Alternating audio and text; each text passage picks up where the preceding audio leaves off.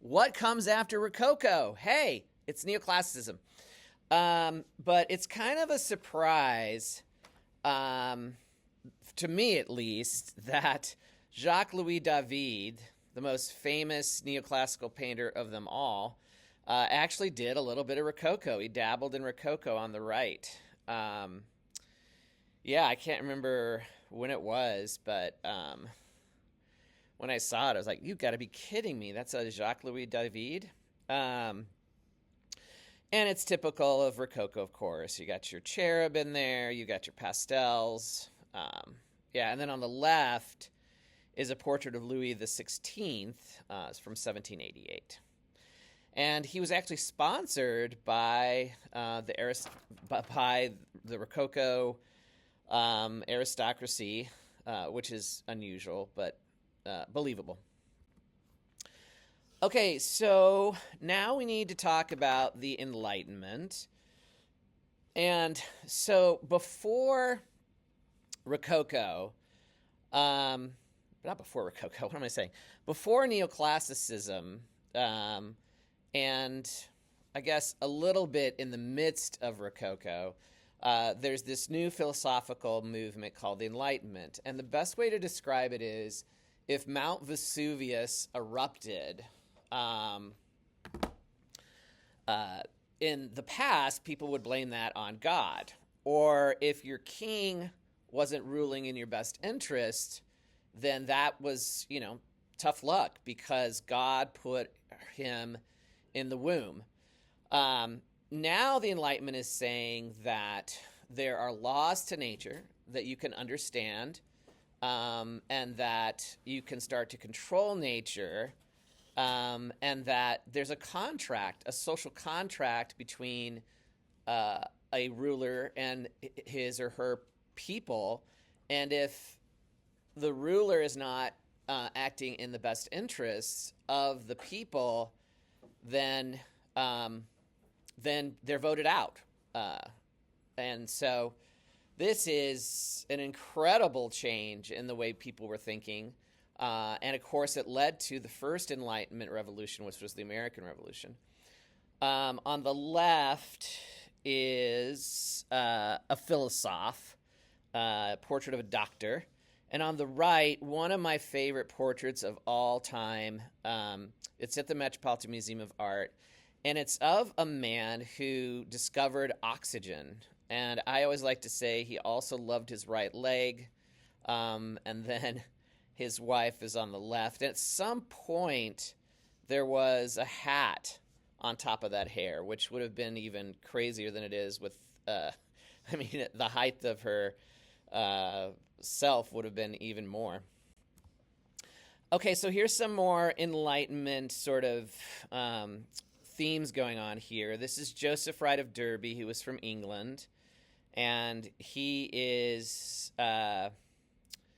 this is the alchemist in search of the philosopher's stone,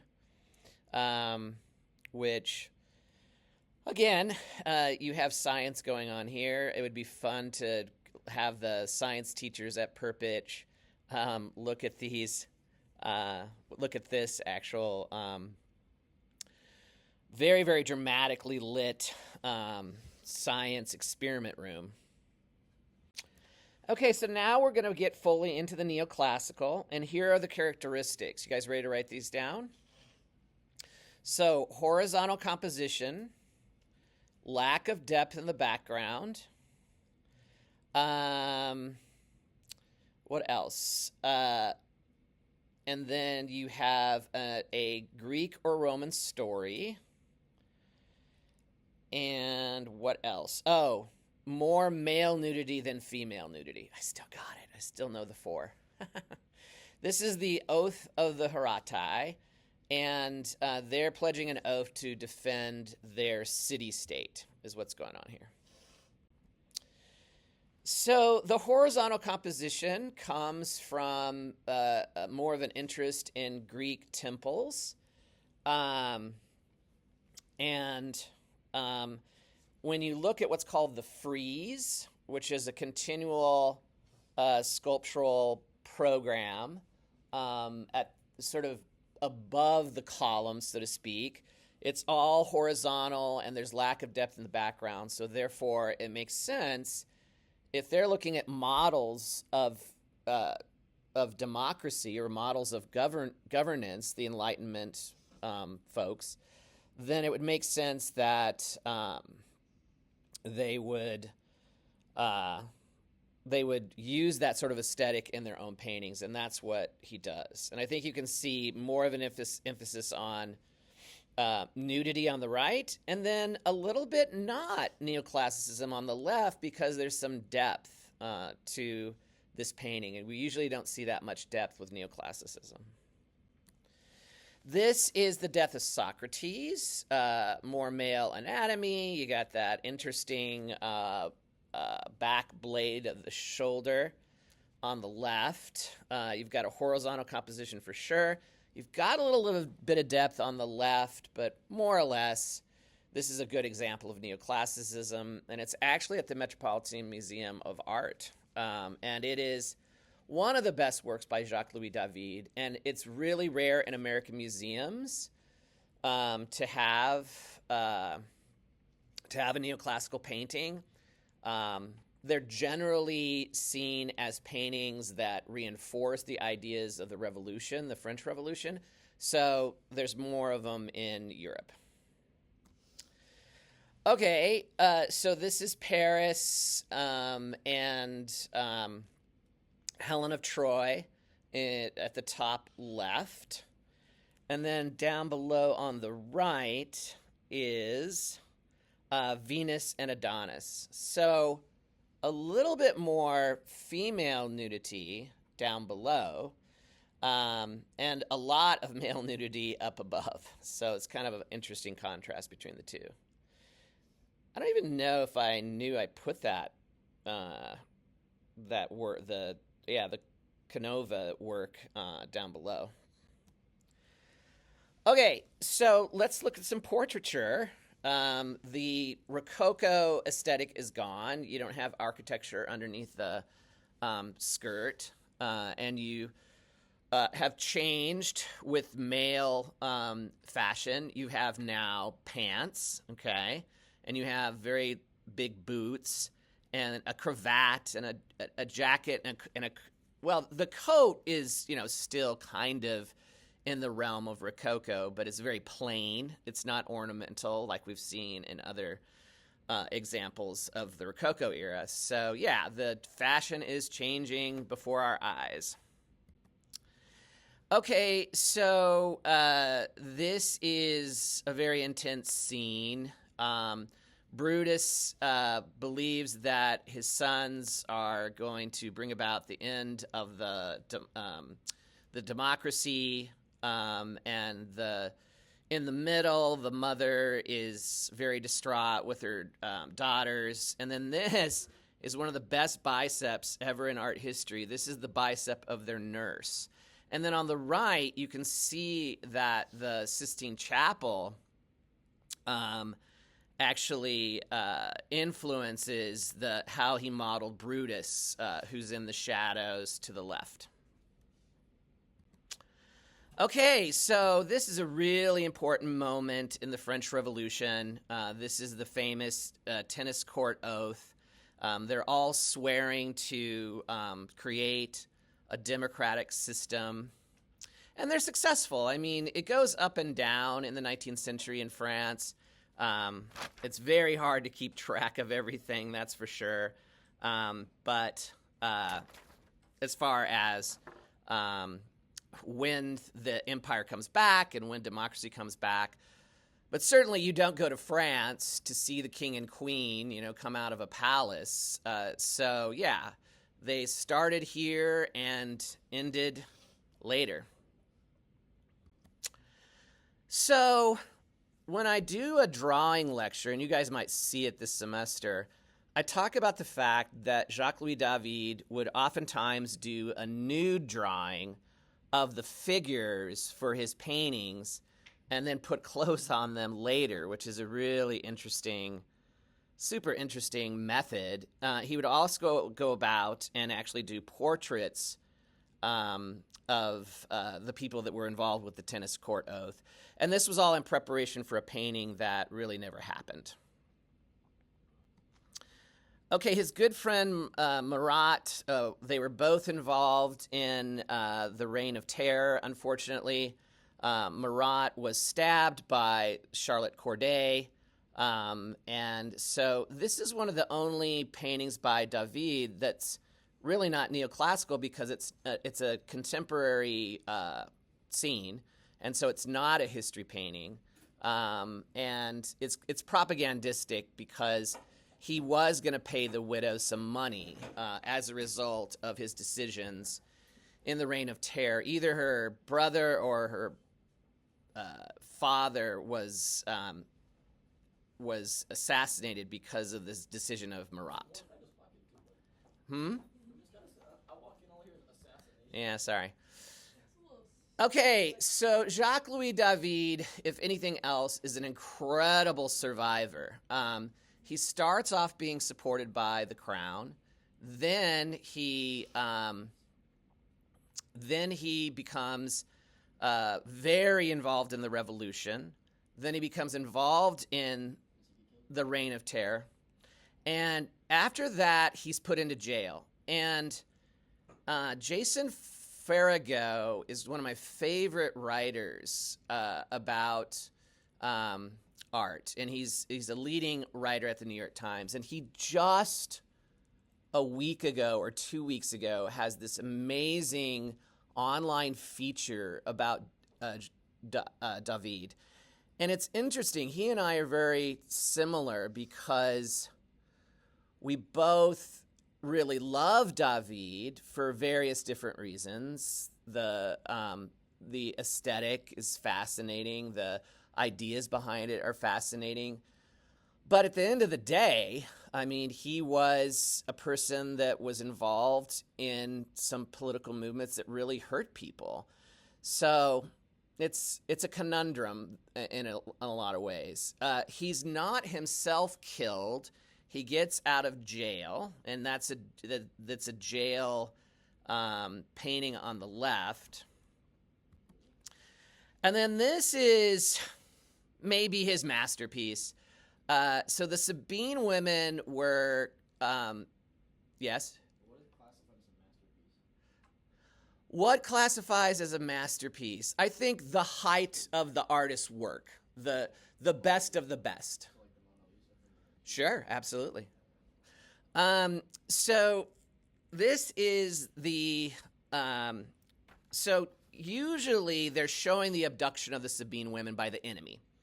But in this one, the Sabine women are trying to make sure that the captors that they had babies with and their original families are not warring against each other. And so you have these women trying to bring about peace within this particular painting. And it's weird. There's people fighting nude. It's got some issues with neoclassicism in that there's depth in the background. But yeah, so there it is. Okay, so this is his wife on the left. And who is on the right? Hold on a second. I think it's his daughter, yeah.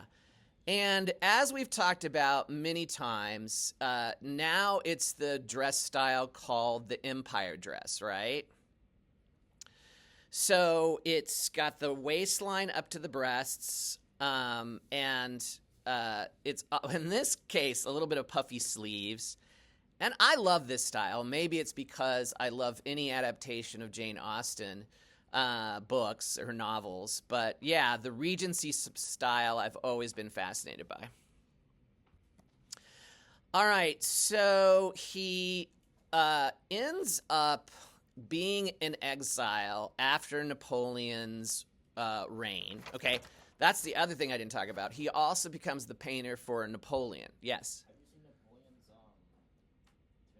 No, I have not. It's so cool. Is it cool? It's elevated so that if you're standing on the ground, you Yeah. have to look up to him. And then there's another level. Yeah. So you have to look, like, you have to bend, you have to, like, bow Ah, So no matter how you look at him, you're respecting him. nice. Very interesting. Okay, so on the left is Cupid, and where are we at? Yeah, so Cupid and Psyche. A lot of male nudity, but also some female nudity there. Not much depth in the background. Now, when you see bees that decorate this couch, it's actually in replacement of the fleur-de-lis, and it's the time of Napoleon. So that's how you can kind of figure it out. And then here's Psyche out in a field and Cupid kissing her forehead. Okay, this is one of my absolute favorite paintings. So Telemachus falls in love with Eucharis, the woman on the left. A lot of male nudity, lack of depth in the background, Greek or Roman story. And this is actually an addition. This didn't actually happen. They didn't say farewell. He left, I believe, without saying farewell is kind of the main sort of thing here. And his signature, can you guys see it on this here? David is over here. So this is at the Getty. It's really, I think, a striking Jacques-Louis David painting. And, yeah, so there's that. Okay, so this maiden is about to be sacrificed, and Achilles comes in and saves the maiden.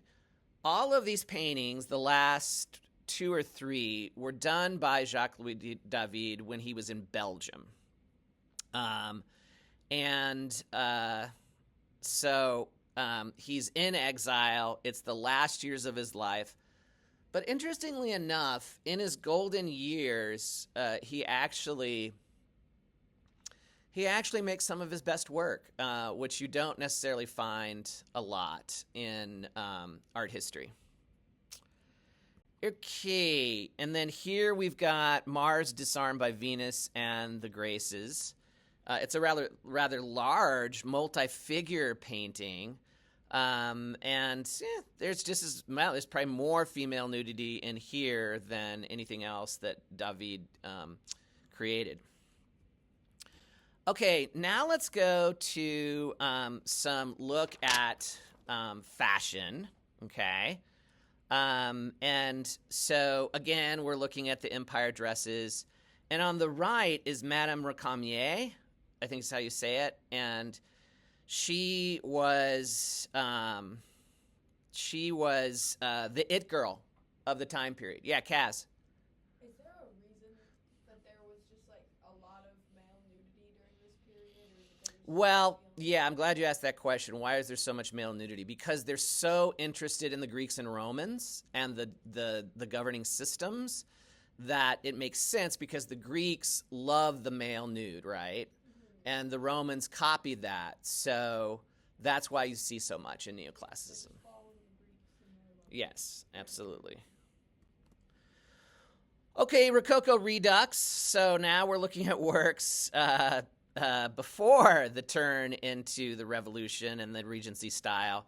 The woman on the right is Madame Pompadour. She was, for a while, the most powerful person in France, not most powerful woman, but person, and she was the mistress of Louis XV, and there is a lot of paintings of her because she was of a lower aristocratic class, and so she really wanted to prove that she could wear the height of fashion. Here she's doing some art. There's books in the background. So it's really an effort to raise her standing among fellow aristocrats. And then this piece is by Magritte, the very famous surrealist artist from Belgium. And what he's trying to say here is that let's stop worshiping, this is kind of against my best interest, let's stop worshiping art history and, artists of the past, and let's look towards the future in a way, is what's going on with this particular painting. Okay, now we're going to look at Napoleon's art, art made for Napoleon. He truly understood the power of propaganda more than anybody else before his time, maybe even more than some of the richer people, the people in power. And this is a work by, I don't think we have an idea of who it's by, actually. It's an unfinished portrait. And then this is David's very famous work, Napoleon Crossing the Alps. And he's on a very majestic horse, and he's about ready to sort of conquer northern Italy. But in reality, when he went across the Alps, he was on a donkey. And the one on the right was for an English group of Napoleonic War veterans who, and actually this painting is at the Lady Lever Gallery in Liverpool. And so it's kind of like, the opposite of what you see on the left. And more, based in reality. So let's not fool ourselves. Napoleon didn't necessarily go across the Alps with the majestic horse. And here we're just kind of looking at some portraits by Jacques-Louis David. On the right, I read a little small book about this painting. At one point, his skill was so high that it almost sort of got into the uncanny valley. That, like, in animation, you see it's so realistic that it doesn't look realistic anymore. So we know that he kind of backed off the aesthetic on the right. The painting on the right. Okay, this is the very famous Napoleon crowning Josephine, his first wife. And the Pope is there, but he's not involved, which was really sort of it was a knock against the Pope for sure. And then there's the three classes of individuals that are in the background, in the seating. The last one would be the sort of the regular people, and then you've got different people in here. So Napoleon basically decides to stop being an Enlightenment artist and crowns himself emperor. And it was a big thing in this time period. It's kind of like Animal Farm, the pigs become the humans. It was a selling out. It was something that caused a lot of turmoil when he decided to no longer be an Enlightenment ruler. Okay. Here we go. Okay, so Josephine is on the left with all of her beautiful regalia. The crown, the voluminous dress and cape. And then on the right is two sisters, and you'll notice that the couch is decorated by bees. This is another painting at the Getty on the right that I really, really appreciate. They were somehow involved in the Napoleonic era. I don't know exactly what their positions were, but the fun thing is that you can recognize what time period they're from by the symbolism on the couch. Okay, so let's look at this. Okay, yeah, so what are we looking at here? I don't know if I have this. Oh, yeah, I do. Okay. I think I was just trying to make a contrast between the Rococo rulers and on the right, the rulers of the age, the rulers of the Enlightenment. So big contrast between the two here. And then you have Napoleon in his study which is in the National Gallery in Washington, D.C., and there's a lot of things going on here. He's working for the people at 4:10 in the morning. He's got the Napoleonic Code. He's got a sword. He wouldn't pass military inspection because one of his cuffs is unbuttoned and his socks are wrinkly. This is actually a painting at the National Gallery in Washington, D.C. I've seen it many times. And here he is the Enlightenment ruler for the people because he's working hard for you. On the right is a very odd sculpture with body being shown. And this used to be out front of the Capitol in D.C., but now it's in the National Museum of American Art because it's just too much. It's George Washington, a buff George Washington. Okay, and here it is outside the Capitol. And then you have some more works with Napoleon. On the right, it's Ingres with Napoleon on the throne. On the left is Gerard's portrait of Bonaparte, first consul. Okay. Wow, a very young, adventurous Napoleon, romantic Napoleon on the left, and then Napoleon basically as Jesus healing the lepers on the right.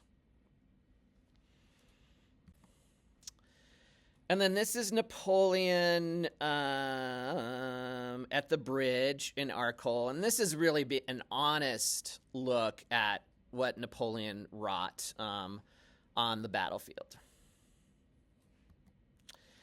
This is one of the most famous, or one of the most popular painter during the Impressionist time period, and he's making history paintings.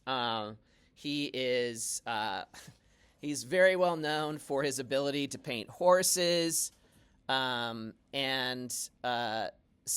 yeah, it's really strange because we see the Impressionists as so important, and yet it's Ernest.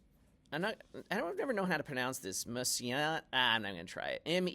Meissonier. And he definitely was in the stable, so to speak, the stable of Napoleon's artists, and was one of the most beloved by Napoleon. And then he makes the classic mistake of trying to conquer Russia during the winter, or starting the campaign right before the winter, and is defeated.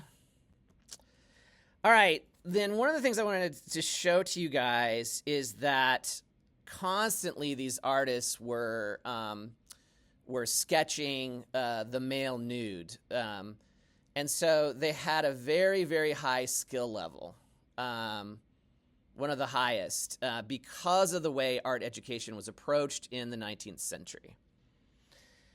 And then here we have Anne-Louise Garaday. Garaday, I think is how you pronounce it. A man, which you wouldn't necessarily know with the name Anne. So on the left is the sleep of a mortal, and I believe it's, guys, who's the woman, the goddess I can't remember. I can't remember which goddess it is. I'll just have to say that. Anyways, Cupid is pulling aside this shrub so that she can bathe her light onto his body. Okay, that's pretty crazy. And then you didn't know it, but some of the French loved Scandinavian gods and goddesses. So here you have Ossian receiving. Oh, that's not right. That's okay. Sorry. Aurora. The one on the right is Aurora and Cephalus. And then here you have the gods accepting the Napoleonic heroes of wars. And then Attila carried to the grave is on the right. So, oh, sorry, no. The other one was the revolt of Cairo. Now we're looking at Attila carried to the grave. And so this is kind of, so there is the composition is definitely, the composition definitely would point, the horizontal composition would point to, neoclassicism, but everything else is not. Except you do have male nudity here. So this woman dies in the forest. Her lover and a hermit put her in a cave. Basically, it's what's going on here. And it's it's a very powerful, sort of overwhelming, sentimental image. And then we have, hold on a second, let me get this right. Yeah. So Angra's Jupiter and Thetis. Thetis is in charge of tickling his beard, which is pretty bizarre. And then on the right is a god who is wounded and at some point had wings on his ankles. And then we've got, I think we already looked at the woman on the left. And then on the right, another one by, I think that's by David. That's Madame Herneline. So again, reinforcing the changes in the style. And then last but not least, a